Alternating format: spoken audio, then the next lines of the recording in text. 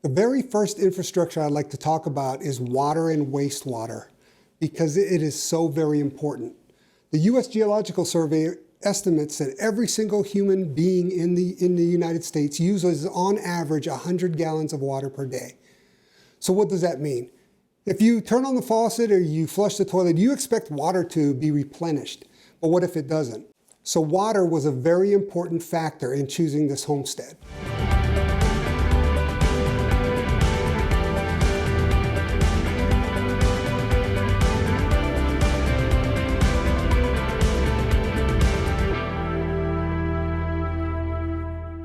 One of the most important aspects of water is that after 100 hours without it, your body starts to shut down.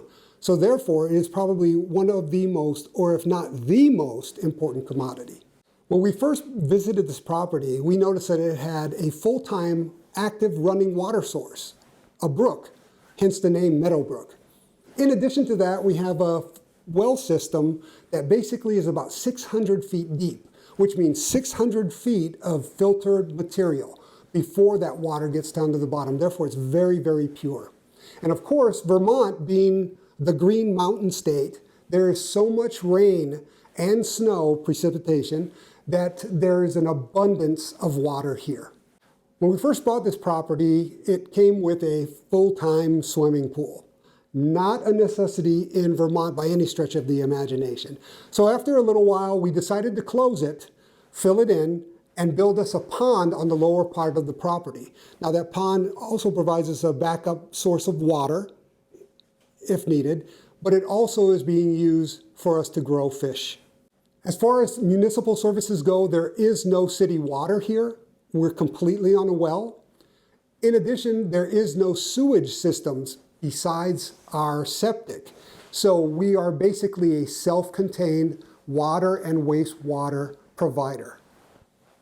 I guess the first thing that we should take a look at would be the wellhead, where we have our well pump, the casing that holds our well pump. So when I first moved here, I had no idea how a well worked. I just was used to all the things on the TV where people threw a bucket in a hole in the ground and they filled up water. Well, obviously, the modern well systems are not like that at all. So we had a well specialist come over to the house, and I was asking him all kinds of questions. So he kind of gave me a background tutorial on it. So there's a deep well dug and it's cased, and in it there's a pump, a submersible pump that pumps up to a second stage pump. That second stage pump goes into another pressure tank, and it's used to pressurize the entire water system in the house. I believe our water system is up at about 50 pounds per square inch throughout the system across the home. So there's basically three parts to this system. You have the deep well, the hole, cased hole. You have a submersible pump that pumps it up to a secondary pump into a pressure tank that feeds the water, then pushes the water through all the conduits throughout the house. So what we're going to take a look at right now is the wellhead. And true to form in Vermont, it's raining. So right now our recharge zone is filling the bottom of our well area. So we're getting water as it passes through basically 600 feet of filtering to get to the bottom of our well. So I'm going to walk out here and we'll take a look at this wellhead to see what it kind of looks like. And there's basically nothing to it. There's a pipe that comes out of the ground that doesn't look like a traditional old school well, but we put this on there so you could tell that this is where our well is. And all it is a pipe that comes out of the ground. The state of Vermont, they require that a date tag be put on the well, and this well was dug in 2004. Okay, so here's the secondary part. The hot wire is coming from our power panel over there to a pressure switch. This is a square D pressure switch, and it's set for 50 pounds per square inch. When it hits 50 pounds per square inch in the tank, in the pressure tank, it shuts off. So it disconnects from the switch to the pumps. So I was told that there are two pumps. There's an inline pump and a deep water pump, the submersible pump. So And do I know? I do not know because I've not been into the wellhead itself. But anyway, this is the pressure tank. This is the tank that there's a bladder, an air bladder in here that provides the push down pressure to the house system. Prior to the water getting into the house system, it goes through this whole house water filter, which is a like a diatomaceous earth type filter. It's like a porous filter. It filters out all the impediments that would be sucked up from the pumps and pushed to the house. Well, anyway, this is what provides the pressure to the house system. When this is shut off, the water runs through the filter itself, then out to the to feed to the house. If I need to remove the filter, I can shut these valves off.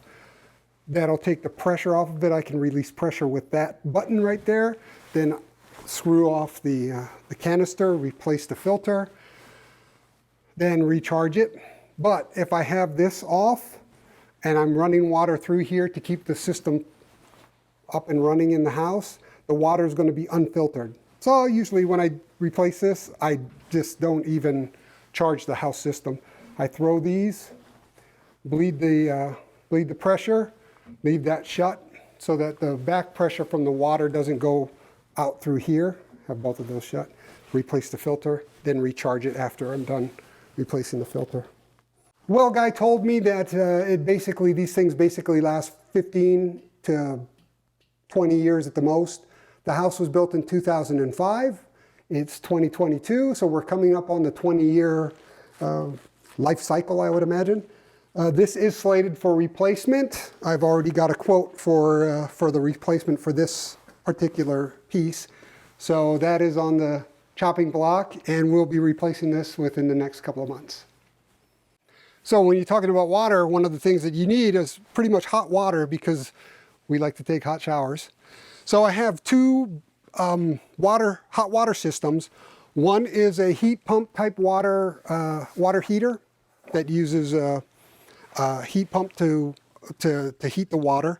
The other is a radiant coil hot water heater, and I use this when I'm using my oil boiler or my outdoor wood furnace boiler. There are copper coils that go into this holding tank. Hot water circulates through it. It heats the water to basically the same temperature as the hot water coils, and then you have 40 gallons of hot water. This is a 50-gallon hot water tank that uses the heat pump technology to heat the water. Electric and radiant with backup systems. So that's pretty much it for our water system here. Once again, we do have some redundancies.